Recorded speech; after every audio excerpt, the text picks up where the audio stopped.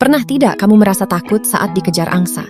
Nah, sebenarnya apa sih yang membuat mereka terlihat galak banget ke siapa saja? Ada yang bilang itu karena mata angsa bekerja seperti lensa khusus yang membuat semua benda di depannya terlihat kecil. Tapi sebenarnya itu kurang tepat. Angsa itu punya pandangan yang sangat luas, tapi mereka tidak bisa melihat jarak benda dengan jelas. Jadi, daripada memperhatikan detail yang kecil-kecil, angsa lebih jago mendeteksi gerakan. Inilah yang membuat mereka menganggap apapun yang mendekat sebagai ancaman. Selain itu, angsa adalah hewan yang sangat menjaga wilayahnya. Mereka tidak peduli apakah kamu cuma mau lewat atau sengaja mendekat, mereka akan tetap merasa terganggu. Jadi perilaku angsa itu sebenarnya bukan murni mau menyerang, tapi lebih ke arah menjaga diri. Biasanya mereka akan memberi peringatan dulu dengan cara mengepakkan sayap, memanjangkan leher, sambil mengeluarkan suara hiss yang khas. Kalau peringatan itu tidak berhasil, baru deh mereka berani mematuk. Nah, kalau kamu bertemu sekelompok angsa, cara paling aman adalah berhenti mendekati mereka. Jangan menatap matanya secara langsung, lalu pelan-pelan mundur menjauh. Hal yang paling penting, jangan tiba-tiba lari ya. Karena kalau kamu lari, itu malah akan memancing mereka untuk mengejarmu. Makhluk kecil yang bentuknya mirip buah kiwi ini sebenarnya adalah tikus makaroni, atau sering juga disebut gerbil ekor lemak. Waktu masih bayi, panjang mereka cuma sekitar 2-3 cm saja dan bulunya belum tumbuh sempurna. Jadi ukurannya hampir sama dengan sendok makan. Meskipun wajahnya sekilas mirip hamster, sebenarnya mereka sama sekali tidak bersaudara loh. Dari bentuk tubuh sampai tingkah lakunya pun sangat berbeda dengan hamster. Salah satu bagian tubuh mereka yang paling unik adalah ekornya yang gemuk dan terlihat seperti pemukul kasti kecil berwarna merah muda. Kalau sudah dewasa, tikus makaroni ini bisa tumbuh sampai sepanjang 10 atau 13 cm. Banyak orang yang suka memelihara mereka karena sifatnya yang lembut dan perawatannya yang tidak terlalu repot. Mereka lebih suka tinggal di tempat yang tenang, serta hobi makan biji-bijian dan sayuran. Kalau sering diajak main dan dilatih, mereka bisa jadi hewan yang ramah dan pintar bersosialisasi. Tapi ingat ya, tikus makaroni ini aslinya pemalu dan sangat sensitif. Mereka bisa jadi gelisah kalau merasa gugup atau tidak aman. Selain itu, mereka juga sangat cepat berkembang biak. Jadi kalau tidak diperhatikan dengan baik, jumlah mereka bisa bertambah banyak dalam waktu singkat. Pernahkah kamu melihat hiu yang wajahnya selalu tampak kaget atau ketakutan? Hiu lucu ini namanya hiu tikus atau thresher shark. Mereka punya mata bulat yang sangat besar dan mulut yang selalu sedikit terbuka. Jadi ekspresi wajahnya selalu terlihat seperti sedang terkejut drama.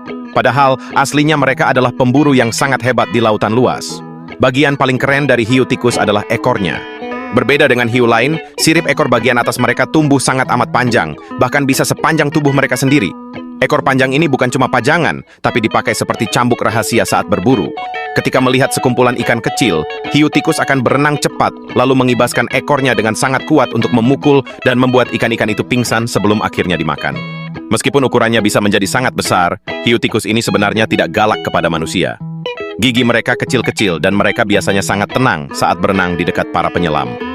Mata besarnya yang unik itu juga membantu mereka untuk melihat dengan jelas di dalam laut yang dalam dan gelap, karena mereka bisa menyelam sampai kedalaman ratusan meter di bawah permukaan laut. Jadi, di balik wajahnya yang tampak selalu kaget, hiu tikus adalah salah satu penjaga lautan yang sangat hebat dan mengagumkan. Tahukah kamu bahwa kucing mungkin diam-diam memberi nama unik untuk setiap manusia? Jika kucingmu selalu menggunakan suara ngeongan spesifik yang sama saat memanggilmu, ada kemungkinan besar suara itulah nama yang mereka berikan khusus untukmu. Di antara sesama mereka sendiri, kucing sebenarnya jarang menggunakan meongan untuk berkomunikasi.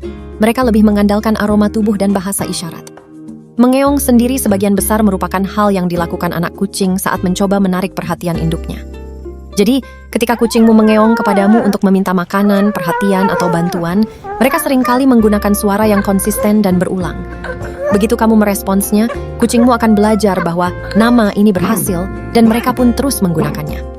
Kucing yang tumbuh besar bersama manusia dan tidak pernah merasakan kehidupan di jalanan seringkali lebih mempertahankan perilaku seperti anak kucing. Di alam liar, begitu anak kucing tumbuh hingga ukurannya mirip dengan induknya, mereka akan didorong untuk menjadi mandiri. Namun di rumah manusia, kita tetap jauh lebih besar daripada mereka dan terus menyediakan makanan, keamanan, serta perawatan.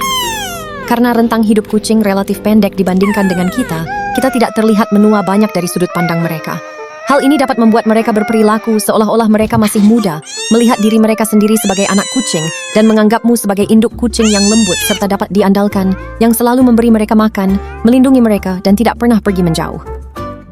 Makhluk kecil yang merengek di tangan pemiliknya ini sebenarnya adalah musang terkecil. atau beberapa orang juga menyebutnya musang putih. Ini merupakan anggota terkecil dari keluarga musang, yang sering disebut sebagai perwakilan mini dari kelompok Mustelidae. Ukuran tubuhnya kurang lebih sama dengan tikus biasa, tetapi penampilannya jauh lebih lucu. Dengan wajah bulat, tubuh ramping, dan bulu yang lembut, ia hampir terlihat seperti mainan boneka berukuran saku.